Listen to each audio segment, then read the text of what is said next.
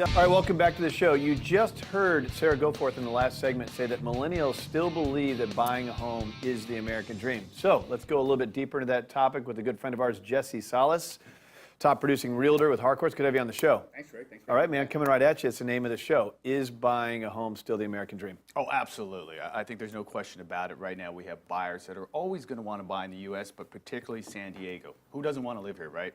Great area, great people, great atmosphere.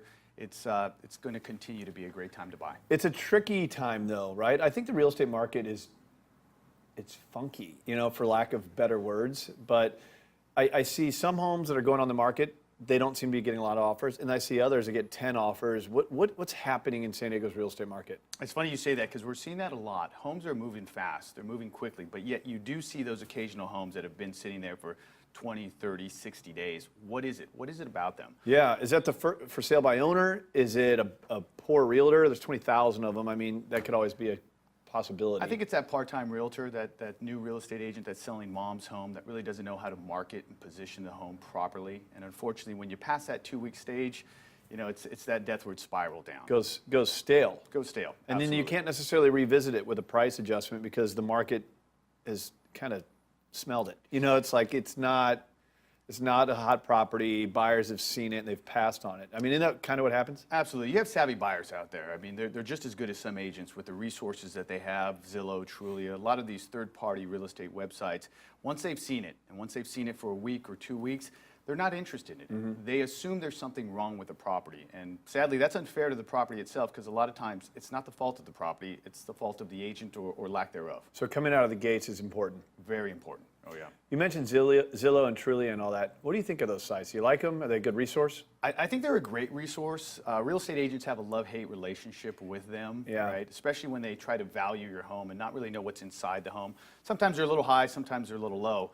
But I've embraced it. I think it's important for the buyers out there to be able to see what is on the market, whether it's early in the morning, late at night. Maybe they can't reach out to us. Some of these sites are so user-friendly. They're a great tool, a great resource for everybody. Good to know. So you get different opinions on the topic, but you're of the mindset that, look, advancement in technology helps the consumer.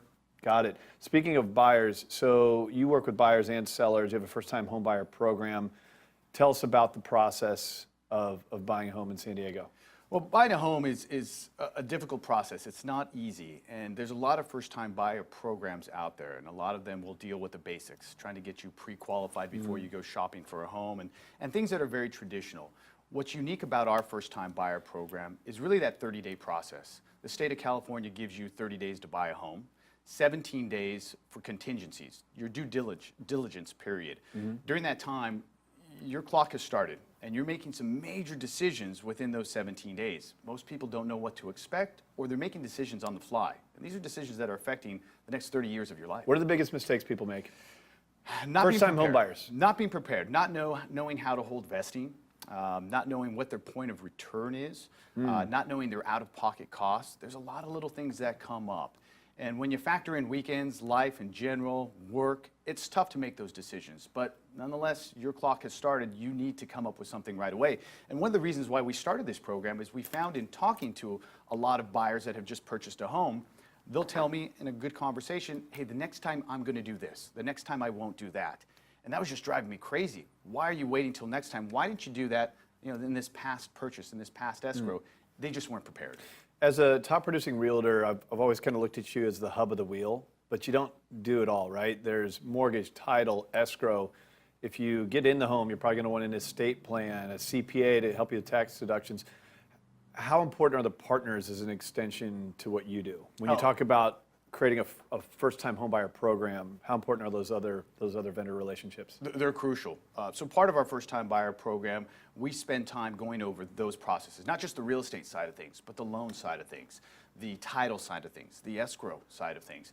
You'd be surprised how many people don't know what title and escrow do. What is their job? Why am I paying them? It's important to know that so that they're familiar and more educated in the process to make a better decision for them and their family. I look at title and escrow like the offensive tackle on a football team. It's like nobody knows who they are, but they're important. They're definitely important. The mortgage, though, is critical, right? So you'll have people that go about financing the wrong way and actually can lose the deal in process. Are you still seeing stuff like that? Not as much. I think as a whole, the real estate industry has done a really good job in educating the buyer to go ahead and take that process, to jump through those hoops before we get to the fun part of it. But that's the problem right there. It's not as sexy to pre-qualify for a home as it is to go shopping for homes. Right. But it's necessary. It's huge, and it's important to make sure that you have all your ducks in a row so that it's one less thing to have to worry about during that escrow process. And trust me, there's a lot to worry about over those 30 days. Awesome, man. Well, Jesse, you're doing big things in the market. Thanks for coming in and helping us understand what's going on in the first quarter. Interesting market nonetheless, giving some opinions on technology. You do like those resources. Absolutely. And having a unique first-time homebuyer program to help protect you from making mistakes on something that you got to remember, there's a contract with an earnest deposit attached to, so there's a lot of risk as well. Not to mention you don't want to lose a home that you've fallen in love with. So Jesse Salas with Harcourt's doing big things. Always appreciate having you on the show, man. Thanks for having me back. All right, more of the American Dream coming up next.